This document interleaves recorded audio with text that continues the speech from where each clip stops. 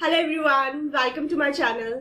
सो बच्चों, अपने last lecture में हमने समझ लिया था कि हमें अगर दो वेक्टर्स को ऐड करना होगा तो कैसे कर सकते हैं। एक मेथड होता है हमारा triangle law and second method होता है पैरेललोग्राम लॉ। ठीक है, अब एडिशन तो देख लिया कि दो वेक्टर्स को किस तरीके से हम ऐड कर सकते हैं। ठीक है, अगर आपको दो वेक्टर्स को सब्ट्रैक्ट करना हो तो एक वेक्टर में से दूसरे वेक्टर को माइनस करना हो तो कैसे करेंगे।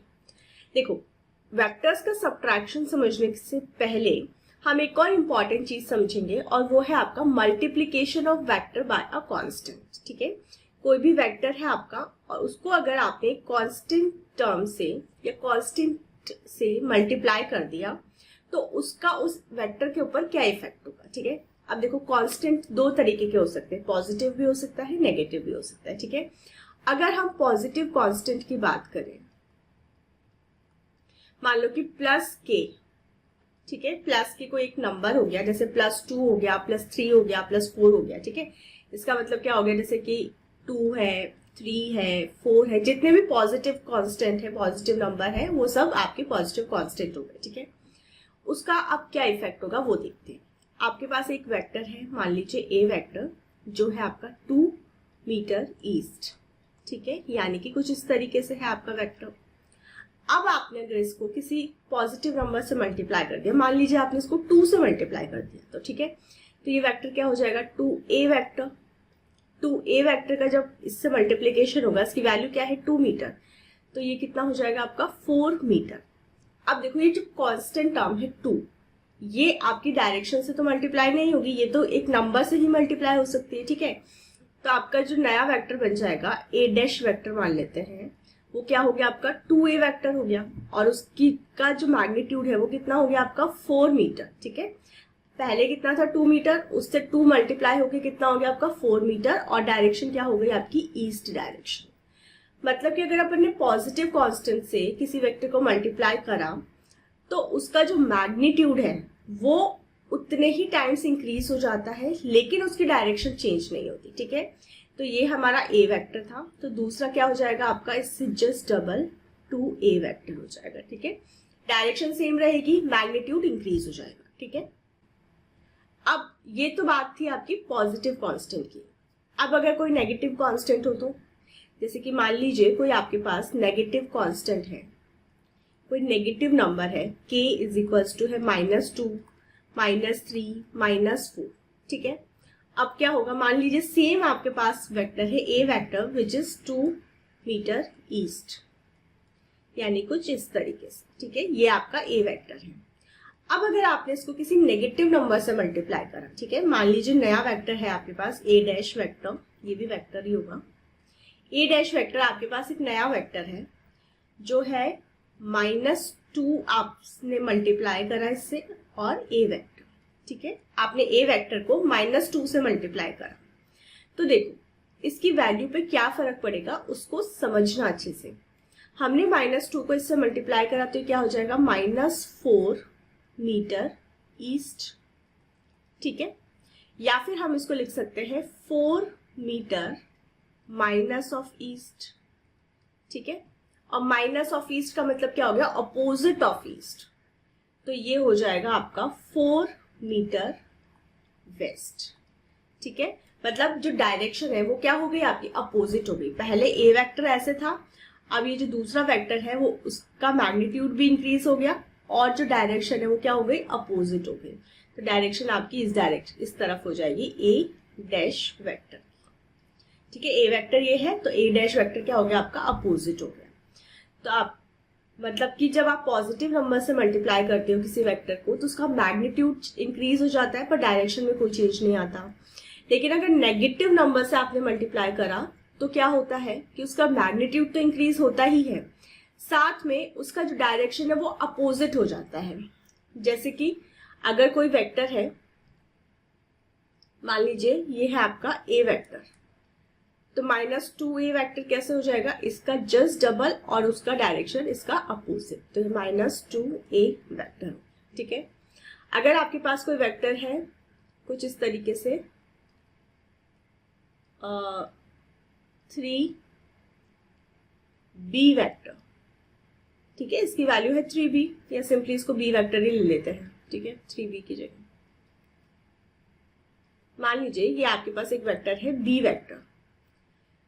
अगर आप इसको -3 से मल्टीप्लाई करोगे तो इसका मैग्नीट्यूड इंक्रीज हो जाएगा और इसका जो डायरेक्शन है वो जस्ट इसके अपोजिट हो जाएगा, तो ये हो जाएगा -3b वेक्टर। ठीक है, तो दो इंपॉर्टेंट की पॉइंट्स है। पहला है कि if we multiply a vector by a positive constant k then magnitude become k times and direction remains the same. ठीक है, और मतलब अगर आप पॉजिटिव नंबर से मल्टीप्लाई कर रहे हो वेक्टर को तो मैग्नीट्यूड इंक्रीज हो जाता है बट डायरेक्शन में कोई चेंज नहीं आता, जैसे अपन ने देखा था मैग्नीट्यूड इंक्रीज हो गया लेकिन डायरेक्शन आपकी वैसी की वैसी रही। ठीक है, सेकेंड इंपॉर्टेंट की पॉइंट है if we multiply vector by a negative constant, negative number यानी कि कोई भी नेगेटिव नंबर ले लो आप, -2 -3 -1 -4, ठीक है, किसी भी नेगेटिव नंबर से अगर हम वेक्टर को मल्टीप्लाई करते हैं then magnitude becomes k's time, तो जिस नंबर से मल्टीप्लाई कर रहे हैं मैग्नीट्यूड उतने टाइम्स हो जाता है एंड डायरेक्शन इज अपोजिट, और डायरेक्शन इसकी अपोजिट हो जाती है। ठीक है, तो बहुत इंपॉर्टेंट की पॉइंट्स है। की पॉइंट्स भी इंपॉर्टेंट क्यों होते हैं? देखो, जब भी क्वेश्चन बनता है आपका असर्शन रीजन टाइप का या स्टेटमेंट टाइप के क्वेश्चंस, तो वो इन इंपॉर्टेंट की पॉइंट्स में से ही बनते हैं। ठीक है, तो आपको ये चीजें अच्छे से याद रहनी चाहिए। तो जब भी मैं आपको कोई इंपॉर्टेंट की पॉइंट्स बताऊं तो उसको आप अपनी कॉपी में अच्छी तरीके से नोट डाल के लिख लिया। ठीक है, तो ये दो इंपॉर्टेंट की पॉइंट्स है। ठीक है, अब हम समझेंगे सब्ट्रैक्शन ऑफ वेक्टर।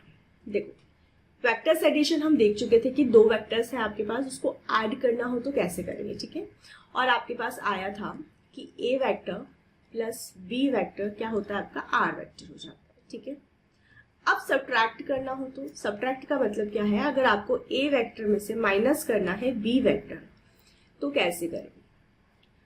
अब देखो, जब वेक्टर अलजेब्रा होता है ना, उसमें सब्ट्रैक्शन जैसा कोई चीज नहीं होती है, उसमें सिर्फ एडिशन ही होता है, लेकिन हमें तो करना है सब्ट्रैक्शन, तो अब कैसे करेंगे, तो इसको ही हम कुछ अलग तरीके से लिख देते हैं कि a वेक्टर में से b वेक्टर सब्ट्रैक्ट नहीं हो रहा है, a वेक्टर में से b वेक्टर सब्ट्रैक्ट नहीं हो रहा है, a वेक्टर में ऐड हो रहा है -b वेक्टर। ठीक है, तो फॉर्मूला वही रहेगा जो आपका एडिशन का था, बस आपने वेक्टर को b वेक्टर की जगह कौन सा वेक्टर ले लिया, -b वेक्टर। अब देखो, अगर b वेक्टर आपका कुछ इस तरीके से है तो -b वेक्टर क्या हो जाएगा, जस्ट इसका अपोजिट, और उसका मैग्नीट्यूड 1 से मल्टीप्लाई होगा तो एज इट इज ही रहेगा। ठीक है, तो मान लीजिए ये था आपका a वेक्टर। ठीक है, इन दोनों का एडिशन था। अब किसका एडिशन होगा, a वेक्टर और -b वेक्टर। ये b वेक्टर था, ये माइनस का b वेक्टर था। ठीक है, पहले रिजल्टेंट आपको क्या मिल रहा था, ये r1 वेक्टर मिल रहा था। अब रिजल्टेंट इन दोनों वेक्टर्स का मिलेगा। ठीक है, तो अब ये वेक्टर होगा आपका r2 वेक्टर रिजल्टेंट। तो हमें क्या मिल जाएगा, a vector plus minus of b vector. मतलब अब हम क्या चीज, दो वेक्टर्स कौन कौन से ऐड करेंगे, a वेक्टर और उसमें ऐड कर रहे हैं हम b का -b वेक्टर, मतलब b का जस्ट अपोजिट वाला वेक्टर हम उसमें ऐड करेंगे। ठीक है, और रिजल्टेंट हमें क्या मिल रहा है, इससे r2 वेक्टर मिल रहा है। ठीक है, अब देखो इंपॉर्टेंट पॉइंट, अगर a वेक्टर और b वेक्टर के बीच में एंगल था थीटा, तो a वेक्टर और -b वेक्टर के बीच में क्या एंगल होगा, ये पूरी लाइन आपकी क्या है, ये पूरा एंगल है आपका 180 डिग्री, ये एंगल आपका थीटा है, तो ये वाला एंगल आपका क्या हो जाएगा, 180 माइनस थीटा हो जाएगा। यानी a वेक्टर और -b वेक्टर के बीच में जो एंगल है वो कितना है आपका, 180 माइनस थीटा। तो अब हम ये देखते हैं कि ये जो r2 वेक्टर का रिजल्टेंट आ रहा है, भाई ये भी तो ये एक वेक्टर है a वेक्टर, उसमें हम क्या ऐड कर रहे हैं, -b वेक्टर। ठीक है, दोनों वेक्टर्स हैं, दो ऐड हो रहे हैं, तो हमें कुछ तो रिजल्ट मिलेगा उसका। तो उस ये जो रिजल्टेंट वेक्टर मिल रहा है इसका अगर हम मैग्नीट्यूड देखें तो क्या होगा, r2 वेक्टर होगा आपका √ a² प्लस, देखो -b है लेकिन इसका मैग्नीट्यूड क्या है आपका, माइनस, तो इसका डायरेक्शन शो कर रहा है कि ये अपोजिट हो गया। ठीक है, मैग्नीट्यूड तो इसका अभी भी वही है, b ही है। ठीक है, तो b का स्क्वायर प्लस 2ab कॉस, अब इन दोनों के बीच का एंगल क्या है आपका 180 माइनस थीटा। ठीक है, यहाँ पे थीटा कौन सा यूज करते हैं, ए वेक्टर और बी वेक्टर के बीच का एंगल। अब यहाँ पे हम कौन से दो वेक्टर यूज कर रहे हैं, ए वेक्टर और माइनस बी वेक्टर, तो उन दोनों के बीच का एंगल क्या है, 180 माइनस थीटा। तो हमने यहाँ पे फॉर्मूले में लिख दिया 180 माइनस थीटा। ठीक है, अब इसको सॉल्व करते हैं तो ये आ गया हमारे पास under root A square plus B square. अब कॉस 180 माइनस थीटा होता है आपका माइनस कॉस थीटा, तो यहाँ आ जाएगा आपका माइनस का 2ab कॉस थीटा। ठीक है, यानी कि अगर दो वेक्टर्स को हम माइनस करेंगे, ए वेक्टर में से अगर हम बी वेक्टर को माइनस कर रहे हैं तो हमें क्या मिल रहा है, रिजल्टेंट R2 वेक्टर। और R2 वेक्टर का मैग्नीट्यूड क्या हो जाएगा, under root A square plus B square minus 2ab cos theta. ठीक है, जब हम ऐड करते थे तो यहाँ पे प्लस आता था, हमने माइनस किया तो यहाँ पे क्या आ गया आपका, माइनस आ गया। देखो, ए वेक्टर प्लस बी वेक्टर से आपको क्या मिलता है, आर वेक्टर। R1 वेक्टर ले लेते हैं। ठीक है, और R1 वेक्टर का अगर हम मैग्नीट्यूड देखें तो वो क्या होता है आपका, वो होता है under root A square plus B square plus 2ab cos theta. ठीक है, अगर हम इसको ग्राफिकली देखें तो ये है आपका A vector, this is your B vector, है ना, ये ए वेक्टर, और ये एंगल कितना हो गया आपका, थीटा। इन दोनों का जो रिजल्टेंट है वो आपको क्या मिल रहा है, ये R1 वेक्टर। ठीक है, अब सब्ट्रैक्शन की बात कर लेते हैं। ए वेक्टर माइनस बी वेक्टर से आपको क्या मिल रहा है, R2 वेक्टर। अब ए वेक्टर माइनस बी वेक्टर का क्या मतलब हुआ, ए वेक्टर में आप ऐड कर रहे हो माइनस बी वेक्टर। ठीक है, तो माइनस बी वेक्टर, ये बी वेक्टर है तो माइनस बी वेक्टर क्या होगा, सेम मैग्नीट्यूड का बट इन अपोजिट डायरेक्शन, तो ये हो जाएगा आपका माइनस बी वेक्टर। ठीक है, अब इसमें क्या हो रहा है आपका, ए वेक्टर में आप ऐड कर रहे हो माइनस बी वेक्टर, मतलब अब एडिशन हो रहा है ए वेक्टर और माइनस बी वेक्टर का, और रिजल्ट क्या मिल रहा है आपको, रिजल्ट मिल रहा है आपको R2 वेक्टर। ठीक है, और इन दोनों के बीच का जो एंगल है वो कितना है आपका, 180 माइनस थीटा। ठीक है, तो R2 वेक्टर का अगर हम मैग्नीट्यूड देखें, रिजल्टेंट,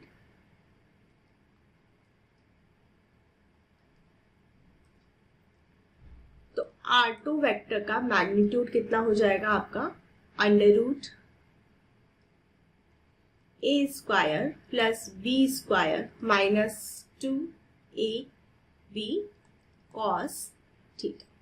ठीक है, तो देख लो, जब हम एडिशन कर रहे होते हैं तो आपका फॉर्मूला क्या होता है, A square plus B square plus 2ab cos theta. जब हम सब्ट्रैक्शन करते हैं तो क्या हो जाता है, A square plus B square minus 2ab cos theta. ठीक है, चलो, तो अब हम कुछ न्यूमेरिकल सॉल्व करेंगे ताकि हमने अभी तक जो भी पढ़ा है वो हमारे दिमाग में फिट हो जाए। ठीक है, आपको फाइंड आउट करना है A vector minus B vector. तो ये ए वेक्टर है, ये बी वेक्टर है। ठीक है, ए वेक्टर की वैल्यू कितनी है, 3, और बी वेक्टर की वैल्यू है आपकी 4, और इन दोनों के बीच का जो एंगल है वो कितना है आपके पास, 60 डिग्री। ठीक है, तो क्या चीज फाइंड आउट करनी है, ए वेक्टर में से माइनस करना है बी वेक्टर। तो अब इसका क्या मतलब हुआ कि ए वेक्टर में से बी वेक्टर माइनस करना है, मतलब ए वेक्टर में ऐड करना है आपको माइनस बी वेक्टर। ठीक है, तो बी वेक्टर ये है, माइनस बी वेक्टर क्या हो जाएगा आपका, माइनस बी वेक्टर आपका इसका just opposite with same magnitude, तो ये माइनस बी वेक्टर हो गया, और इसका भी जो मैग्नीट्यूड है, इसकी जो लेंथ है वो कितनी हो गई आपकी, 4 हो गई। ठीक है, ये एंगल आपका 60 डिग्री है, इन दोनों के बीच का एंगल कितना हो गया आपका, 180 माइनस 60, यानी कि 120 डिग्री। अब देखो, या तो आप ये वाला एंगल रख के सॉल्व कर लो, ठीक है, या फिर हमने डायरेक्टली फॉर्मूला निकाल लिया था कि ए वेक्टर माइनस बी वेक्टर का फॉर्मूला जो रिजल्टेंट आता है वो क्या होता है आपका, R2 वेक्टर का जो मैग्नीट्यूड है वो क्या हो जाता है आपका, under root A square plus B square plus, sorry minus आ जाता है यहाँ पे,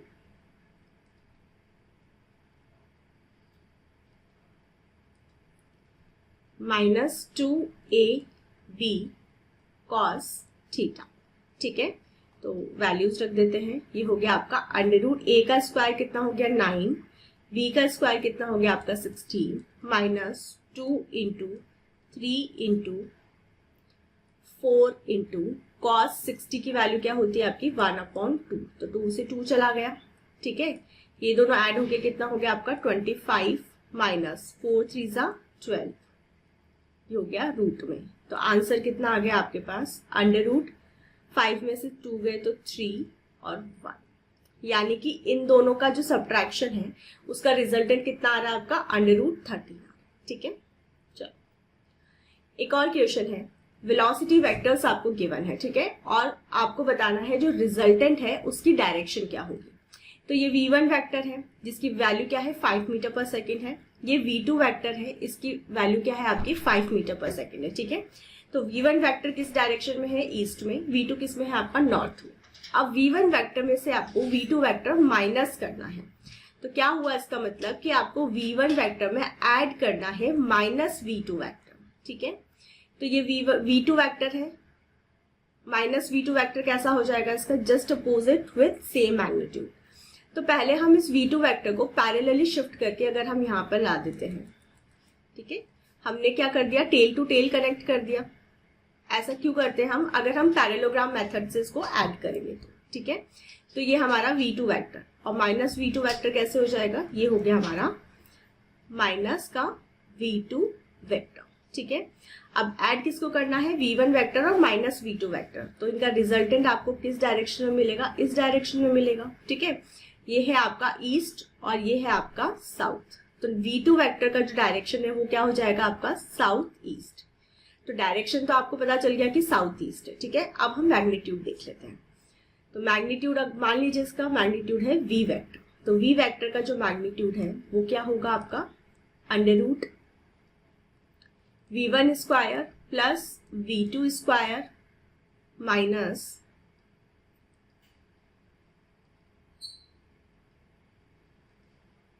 -2 v1 v2 cos थीटा।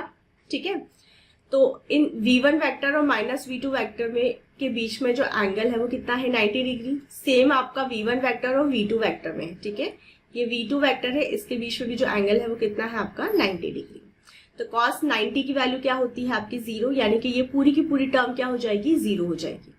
तो v वेक्टर का जो मैग्नीट्यूड है वो क्या आ जाएगा आपका 5 का स्क्वायर प्लस 5 का स्क्वायर माइनस 0। ठीक है, तो 5 का स्क्वायर प्लस 5 का स्क्वायर मिलके आपको क्या दे देगा 5 अंडर रूट 2। तो जो मैग्नीट्यूड है वो कितना आ जाएगा आपके पास 5 रूट 2 आ जाएगा, और डायरेक्शन क्या आ जाएगी इसकी साउथ ईस्ट आ जाएगी। ठीक है, चल अब क्वेश्चन है आपके पास, the difference of 2 unit vectors is a unit vector, find the angle between them. तो 2 यूनिट वेक्टर्स हैं। अब आपके दिमाग में आ गया यूनिट वेक्टर्स तो हमने पढ़े ही नहीं, ज्यादा डीप नॉलेज नहीं चाहिए इस क्वेश्चन को यूनिट वेक्टर्स के बारे में सॉल्व करने के लिए। ठीक है, यूनिट वेक्टर मैंने आपको इनिशियली बता दिया था कि यूनिट वेक्टर्स क्या होते हैं, जिसका मैग्नीट्यूड 1 होता है। ठीक है, तो 2 ऐसे वेक्टर्स हैं जिनका मैग्नीट्यूड 1 है, उसको हमने ऐड करा है, तो हमें जो रिजल्ट मिल रहा है वो भी यूनिट वेक्टर है, मतलब जो रिजल्टेंट है उसका भी मैग्नीट्यूड आपका 1 है। ठीक है, तो देखो a vector plus b vector आपका क्या है होता है रिजल्टेंट वेक्टर। ठीक है, अब यहाँ पे सॉरी यहाँ पे डिफरेंस दे रखा है, हम ऐड कर दिया गलती से। a vector minus b vector आपको क्या देता है r वेक्टर देता है। ठीक है, अब इसमें बोल रहे हैं कि the difference of 2 unit vector, 2 unit vectors को माइनस कर रहे हैं, तो 2 यूनिट वेक्टर्स का मतलब क्या हो गया, इसका जो मैग्नीट्यूड है a वेक्टर का वो क्या है आपके पास 1 है, b वेक्टर का जो मैग्नीट्यूड है वो क्या है आपके पास 1 है। ठीक है, दोनों यूनिट वेक्टर है यानी दोनों का मैग्नीट्यूड 1 है। अब इन दोनों को हमने जब माइनस किया तो आपको जो रिजल्ट मिल रहा है वो भी यूनिट वेक्टर है, मतलब जो रिजल्टेंट है उसका मैग्नीट्यूड भी 1 है। तो आर वेक्टर का भी जो मैग्नीट्यूड है वो क्या है आपका 1 है। तो आपको बताना है ए वेक्टर और बी वेक्टर के बीच का जो एंगल है वो क्या होगा। ठीक है, तो हम डायरेक्टली इसका फॉर्मूला लिख देंगे। आर वेक्टर का जो मैग्नीट्यूड होता है वो क्या होता है आपका under root A square plus B square minus 2ab cos theta. देखो आप जब भी क्वेश्चन सॉल्व करते हो ना, अभी जब भी क्वेश्चन सॉल्व करो तो कोई भी फॉर्मूला पुट करने से पहले आप उस फॉर्मूले को लिखा करो, क्योंकि जितनी बार भी आप उस फॉर्मूले को लिखोगे वो फॉर्मूला आपको और ज्यादा अच्छी तरीके से याद हो जाएगा। ठीक है, जब एग्जाम में, जब आपका फाइनल एग्जाम होगा तब आपको ये सब करने की जरूरत नहीं होगी, क्योंकि तब वो फॉर्मूला इतना फिट हो चुका होगा दिमाग में, आप डायरेक्टली वैल्यूज को पुट कर पाओगे। लेकिन क्योंकि अभी आप प्रैक्टिस में हो, तो प्रैक्टिस के लिए बहुत जरूरी है कि आप रेगुलरली कंटिन्यूअसली उस फॉर्मूले को लिखो, ताकि ये आपके दिमाग में फिट हो जाएगा, फिर आप उसको भूल नहीं पाओगे। ठीक है, तो आर वेक्टर क्या हो जाएगा आपका, ए का मैग्नीट्यूड है 1 प्लस बी का मैग्नीट्यूड है 1, तो 1 का स्क्वायर 1 ही होता है। ठीक है, तो 1 + 1 minus 2 into 1 into 1 cos theta. Theta आपको निकालना है। ठीक है, और आर वेक्टर का मैग्नीट्यूड भी क्या है 1। तो अब इसका पूरी इक्वेशन का हम स्क्वायर कर देंगे, तो ये 1 का स्क्वायर 1 ही हो जाएगा, is equals to 1 + 1 is 2 minus इनका मल्टीप्लीकेशन कितना हो गया आपका 2 कॉस थीटा। ठीक है, तो यहां से क्या करते हैं अपन, इस 2 कॉस थीटा को इधर ले आते हैं, 1 को इधर ले आते हैं, तो क्या हो जाएगा आपका 2 cos theta is equals to 2 - 1 is 1। तो कॉस थीटा कितना हो गया आपके पास, कॉस थीटा हो गया आपके पास 1/2। तो थीटा कितना हो जाएगा आपका, थीटा हो जाएगा कॉस इनवर्स 1/2 यानी कि 60 डिग्री। तो दो वेक्टर्स के बीच का जो एंगल है वो कितना आ गया आपका 60 डिग्री आ गया। ठीक है, अब हम देखते हैं maximum and minimum value of R. देखो दो वेक्टर्स को जब हम ऐड कर रहे तो हमें रिजल्टेंट मिल रहा था। ठीक है, जब हमने ए वेक्टर को, ये था आपका ए वेक्टर और this is your B vector. ठीक है, इनको ऐड किया था तो हमें रिजल्ट मिल रहा था आर वेक्टर। और आर वेक्टर का जो मैग्नीट्यूड है, जब हम आर वेक्टर का जो मैग्नीट्यूड है वो क्या होता है आपका √a² plus b² plus 2ab cos theta. ठीक है, यानी कि जो आर वेक्टर का मैग्नीट्यूड है वो किस पे डिपेंड कर रहा है, ए और बी के एंगल के ऊपर। अगर हम एंगल बदलते जाए, ठीक है, तो ऐसा नहीं है कि अगर अभी ए वेक्टर और बी वेक्टर का मैग्नीट्यूड आर आ रहा है, अगर मैंने इन दोनों के बीच का एंगल चेंज कर दिया तो भी सेम आएगा, ऐसा नहीं होगा। देखो ये डिपेंड, आर वेक्टर का जो मैग्नीट्यूड है वो डिपेंड करता है इन दोनों के एंगल पे। अगर मैं दोनों के बीच का एंगल चेंज करती जाऊंगी तो मैग्नीट्यूड भी क्या होता जाएगा आपका, चेंज होता जाएगा। ठीक है, तो सबसे मिनिमम जो एंगल इन दोनों के बीच में हो सकता है वो क्या हो सकता है, थीटा इज 0। देखो दो वेक्टर्स के बीच का जो एंगल है वो वैरी कहां से कहां तक करता है, 0 डिग्री से लेकर 180 डिग्री। इसको हमने अच्छी तरीके से पहले ऑलरेडी समझ चुके हैं कि दो वेक्टर्स का जो बीच का एंगल होता है वो 0 से 180 के बीच में ही होता है। ठीक है, तो दो वेक्टर्स के बीच का जो एंगल है वो 0 से 180 के बीच में होता है। तो मिनिमम वैल्यू क्या हो सकती है आपकी, 0 हो सकती है। ठीक है, तो cos 0 अगर हम यहां पर रख देंगे तो हमें क्या मिल जाएगा, √। ठीक है, थीटा इज इक्वल्स टू, अगर मैं 0 डिग्री रखूं, मिनिमम वैल्यू रखूं एंगल की, तो दोनों पैरेलल हो जाएंगे। ठीक है, पैरेलल हो जाएंगे तो cos 0 इज 1। तो हम मुझे क्या मिल गया, a² plus b² plus 2ab। ठीक है, और ये फॉर्मूला किसका होता है आपका, a प्लस b का होल स्क्वायर। तो ये हो गया √a प्लस b का होल स्क्वायर। ठीक है, तो स्क्वायर रूट से ये रूट हट जाएगा, तो r की जो वैल्यू है वो आपको क्या मिल जाएगी, a प्लस b मिल जाएगी। ठीक है, और ये इसकी मैक्सिमम वैल्यू होती है। ठीक है, दो वेक्टर की जो मैक्सिमम वैल्यू है वो कितनी हो सकती है, a प्लस b हो सकती है। ठीक है, क्योंकि cos की वैल्यू जैसे जैसे आप 0 डिग्री पे मैक्सिमम हो जाती है, तो ये वाली टर्म मैक्सिमम कब होगी, जब cos थीटा आपका मैक्सिमम होगा। ठीक है, यानी कि रिजल्टेंट आपका मैक्सिमम कब होता है, जब एंगल 0 होता है और वैल्यू क्या होती है, a प्लस b। अब देखो जब हम इसको बढ़ाते जाएंगे, मैक्सिमम एंगल कितना कर सकते हैं, 180 कर सकते हैं। तो theta is equals to 180 degree पर आपका जो आर वेक्टर है वो कितना हो जाता है, वो हो जाता है आपका √। अब आर वेक्टर cos 180 की वैल्यू क्या हो जाती है, -1। तो ये पूरी इक्वेशन क्या हो जाएगी आपकी, a² प्लस b² माइनस का 2ab। ठीक है, और ये क्या हो गया आपका √a माइनस b का स्क्वायर। ठीक है, यानी कि आर की जो मिनिमम वैल्यू है वो क्या हो जाती है आपकी, वो स्क्वायर रूट से स्क्वायर से ये स्क्वायर रूट हट जाएगा, तो ये आ जाती है आपकी ए माइनस बी। ठीक है, यानी कि रिजल्टेंट वेक्टर, देखो दो वेक्टर्स का जो एंगल है वो कहां से कहां तक वैरी करता है, 0 से 180 डिग्री, और जो रिजल्टेंट है वो कहां से कहां तक वैरी करता है, मैक्सिमम होता है ए प्लस बी और मिनिमम होता है ए माइनस बी। ठीक है, यानी दो वेक्टर्स की जो वैल्यू है वो कुछ भी हो सकती है between A plus B and A minus B, और डिपेंड करता है कि उनके बीच का एंगल क्या होगा। ठीक है, इसके बाहर की अगर कोई वैल्यू है तो वो वैल्यू पॉसिबल नहीं है। अब देखो इस पे क्वेश्चन करते हैं तो ये चीज आपको समझ में आ जाएगी। आपको बोला गया है कि if magnitude of A vector is 10, magnitude of B vector is 3, then what value of R is not possible. तो दो वेक्टर्स का मैग्नीट्यूड गिवन है आपको, एक का है 10, दूसरे का है 3, तो इन दोनों को अगर हम ऐड करें तो आपको एक रिजल्ट मिलेगा। उस रिजल्ट का कौन सी वैल्यू पॉसिबल नहीं है। ठीक है, तो आर वेक्टर कहां से कहां तक होता है आपका, a माइनस बी से a प्लस बी। ठीक है, मिनिमम से मैक्सिमम वैरी करता है। तो आर वेक्टर का अगर हम मैग्नीट्यूड देखें तो a माइनस बी कितना है, यानी कि 10 माइनस 3 से लेकर ये कहां तक वैरी करेगा, 10 प्लस 3, यानी कि जो आर वेक्टर है उसका मैग्नीट्यूड 10 माइनस 3 7 और 10 प्लस 3 13। ठीक है, तो जो रिजल्ट है उसकी वैल्यू कुछ भी हो सकती है, डिपेंड करता है उसके बीच का एंगल क्या होगा। ठीक है, बट वो कहां से कहां तक हो सकती है, 7 से लेकर 13 तक। अब पहला ये ऑप्शन अगर आप देखो तो आपको लिखा हुआ है 6, तो 6 जो है वो इस रेंज से बाहर आ रहा है, मतलब मिनिमम वैल्यू 7 है और 6 उससे भी कम है, तो ये वैल्यू आपकी पॉसिबल नहीं है। अगर आप बी ऑप्शन देखो 12, तो 12 आपका रेंज में ही है। ठीक है, सी 10 भी आपका रेंज में है, और डी 11, तो ये भी आपका रेंज में है। तो ये 3 वैल्यूज पॉसिबल है, डिपेंड करेगा एंगल क्या चूज किया आपने। ठीक है, बस जो 6 है वो पॉसिबल नहीं है, तो आंसर है आपका ए।